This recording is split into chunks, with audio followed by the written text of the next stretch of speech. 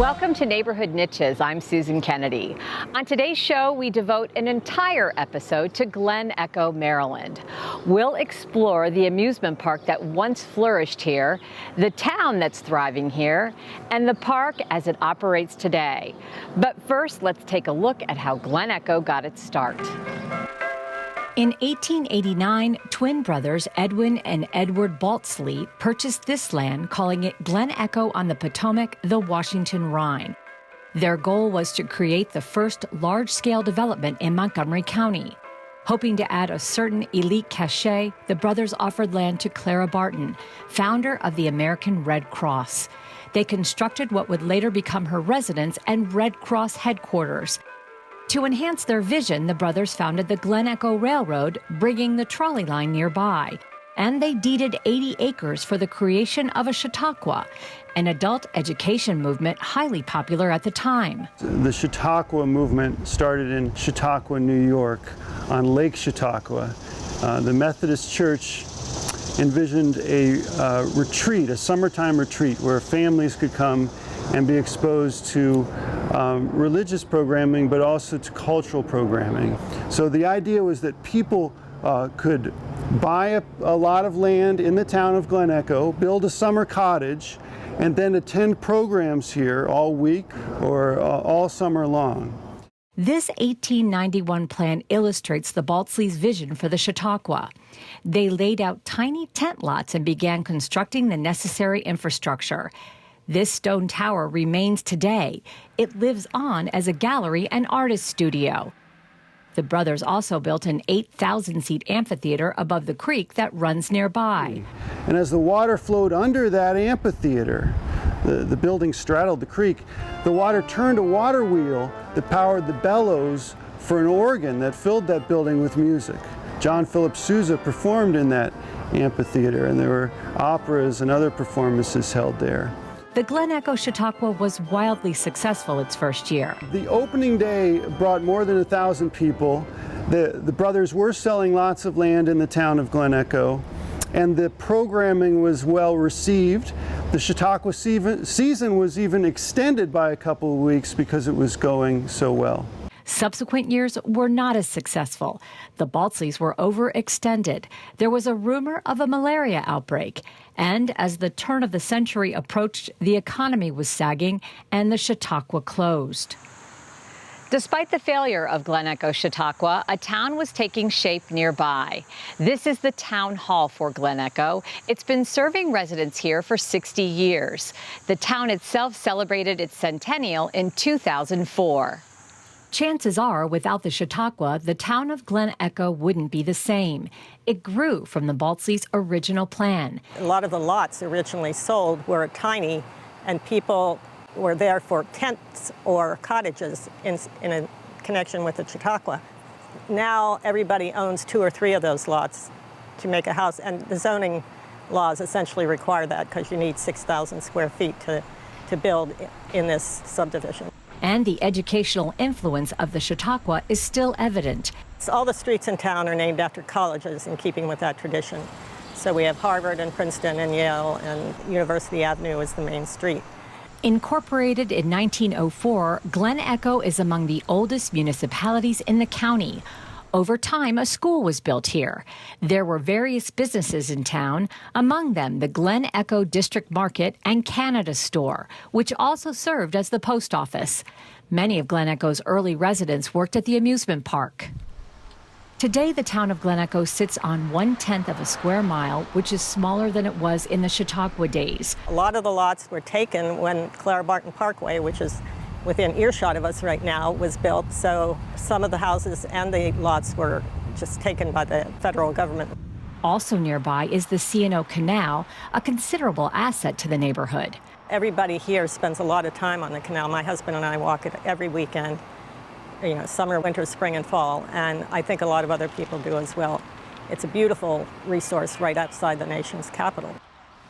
One landmark that stands out is this brick structure situated in the center of a circular road. The Baltzleys were going to build a women's temple in this spot. When the Chautauqua collapsed, that idea was given up, and It first became, I believe, a firehouse, and you can still see the openings on the side where the fire trucks were. And then it morphed into a church for a number of years. And then the church eventually sold it to a developer, and we're waiting to see what its next life will be at this point. Many of the homes at Glen Echo began as tiny Chautauqua cottages, and a few still remain. But for the most part, one is struck by the eclectic array of housing styles found in Glen Echo. Today, everybody has taken their house and rebuilt many times over. The house across the street from me was an original Chautauqua house, I think, and they've totally redone it. This house next door was a Sears house, I believe. It arrived on a railroad car and was assembled from plans. So there are a lot of houses like that in town. On the other hand, there's a big old house at the top of the hill here that was a pre-Civil War antebellum plantation house with big pillars and everything. And that was the original house here. With its own post office, Glen Echo is likely the smallest zip code in the county. There are only about 250 residents living in just over 100 homes. A mayor and 4 council members govern the town, meeting in this town hall that was built in 1957. They're an active community, proud of their self-sufficiency. I'd like a visitor to know that although we're within 3 miles of the District of Columbia border, we're still very much a small town. Within the Beltway, inside the Beltway, and we've got a lot of social events for neighbors. We've got our own laws, we've got our own taxes, we pave our own streets, collect our own trash, remove our own snow. So although the county and the state helps out with revenue sharing for a lot of this stuff, we are pretty self-sufficient in a lot of ways, and that gives us a lot more control over our life than they have normally in a big city. And what about the house where Clara Barton lived? Well, like Glen Echo, it's now a national park, the first to be dedicated to a woman. Currently, it's undergoing preservation work and closed to the public. But here's a glimpse of what visitors can expect when it reopens sometime in 2018. We offer a 45-minute historic house tour. Visitors walk to the top of the house and back down again, and along the way get to know Clara Barton's life and to see how she lived in this building that served as her home, but also the home of the American Red Cross. At the turn of the 20th century, a robust trolley system was running in D.C. What the Baltzleys had set out to accomplish was in place. A trolley line came all the way to the doorstep of Glen Echo, setting in motion a new use for this land. Glen Echo Amusement Park was born when the Washington Railway and Electric Company bought the land with a plan for enticing patrons onto their trolleys. All over America, there were amusement parks that were owned and operated by streetcar companies. The streetcar company would have advertisements on the trolley pass that people bought to ride the trolley. They could see that at the end of that line was Glen Echo Amusement Park. Glen Echo Amusement Park grew into an entertainment magnet. There were all types of rides and arcade games. The Baltzleys Amphitheater was turned into a fun house. In 1921, the Denzel Carousel came to the park. 10 years later, the Crystal Pool was added, complete with a sandy beach. And soon after, the Spanish Ballroom was built, featuring a magnificent hardwood floor for dancing. And while the park was popular for decades, it had its heyday during World War II when people were flocking to Washington, D.C. to serve in the military and to work for the federal government. In the World War II era, there were weekends where attendance was estimated at 30,000 people per weekend. Glen Echo Park was a place to get away to, a place to have fun and ride a roller coaster and dance in the Spanish Ballroom. It was the swing era, and big bands played in this glorious Spanish Ballroom. As the 20th century reached its midpoint, the civil rights movement became a lightning rod at Glen Echo Amusement Park. Glen Echo Amusement Park was a segregated amusement park for most of its history.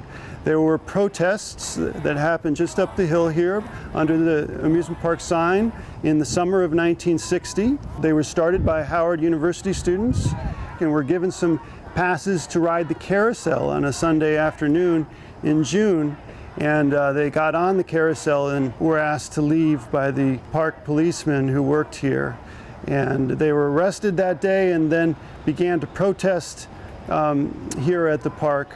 The students were joined by members of the nearby community of Bannockburn, as well as residents right here in Glen Echo. Together, they organized round-the-clock pickets for that entire summer. And under that pressure in the spring of 1961, the amusement park managers announced that the park would open to all in that year. Despite that adjustment, attendance was declining. Regional amusement parks were drawing visitors away. The trolley line closed. And in 1968, the park was shuttered altogether. While thoughts of developing this land for apartments was considered, a land swap eventually turned it over to the National Park Service. In 1972, a creative education program was launched, a nod to the park's Chautauqua years. Traces of this park's history still survive today, and for much of that, we have the residents of Glen Echo to thank. Their biggest coup was the saving of the historic 1921 Denzel Carousel. Soon after the park closed, the rides began to be sold off, but the town of Glen Echo quickly got involved once the carousel hit the auction block. Town Council member Nancy Long formed a Save Our Carousel committee and quickly raised the $80,000 needed to keep this work of art in its original location. In 1999, an $18 million renovation of the Spanish Ballroom and Arcade was funded by state, local, and federal dollars. And 1 year later, the Glen Echo Park Partnership for Arts and Culture was established, making this park the destination it is today. Every year, close to 400,000 people come to Glen Echo Park to enjoy the historic charm and community events. There are hundreds of art classes, exhibits, festivals, dances, and performances throughout the year.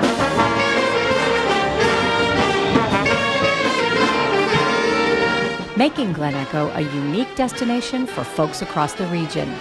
We're very unique and probably one of only a few in the country because you have all these different things in one place. It's easy to get to, it's easy to park, and once you're here, you either can take a class or just observe classes and artists. The whole thing initially. The Glen Echo Parks Partnership was established in 2002 to oversee the park's arts programs and facilities. The partnership works with the county and the National Park Service to bring original arts programs to the park. They also operate the historic Denzel Carousel and the famous Spanish Ballroom, a beautifully restored 1933 Mediterranean-style building listed on the National Register of Historic Places. The dancers, I know, come from all over the area because our Spanish ballroom and the wooden floor in that Spanish ballroom is very well known and famous throughout the United States. So the dancers love to come and dance here. The galleries at the park present work by both established and emerging artists, which change every 4 to 6 weeks. We were treated to an exhibit by noted silversmith Blair Anderson. There are 4 galleries here, in addition to the fact that our art glass people and our potters also have showrooms or space in their own galleries which exhibits their wares. So there is a lot to see when you come here. There are classes offered at the park for folks of all ages. So, if you've ever wanted to try your hand at glass blowing, photography, pottery, or even take a music lesson, chances are you'll find your niche at Glen Echo. Everything is here in one place, and I don't know where else you can find that. So I think it's very special.